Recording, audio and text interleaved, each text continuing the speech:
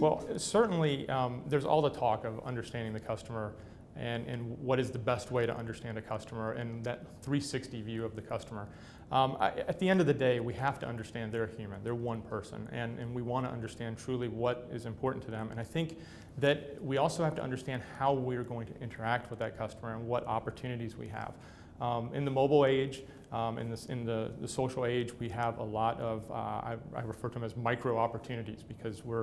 from moment to moment, I'm standing in line, I pull out my phone, I have a moment to do something, I may do that. Later, I have another moment while I'm waiting on a table, or another opportunity. So these little bitty slices of opportunities for a marketer to actually have that touch point. And so being able to understand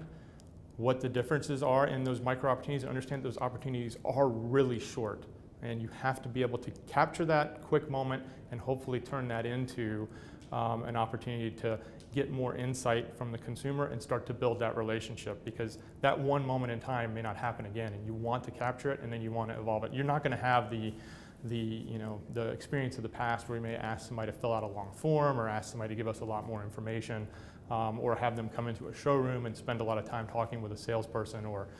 engage with a salesperson that way. The market has changed dramatically.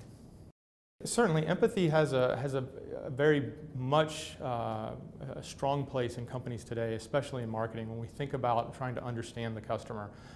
We used to have hypothesis, we used to have,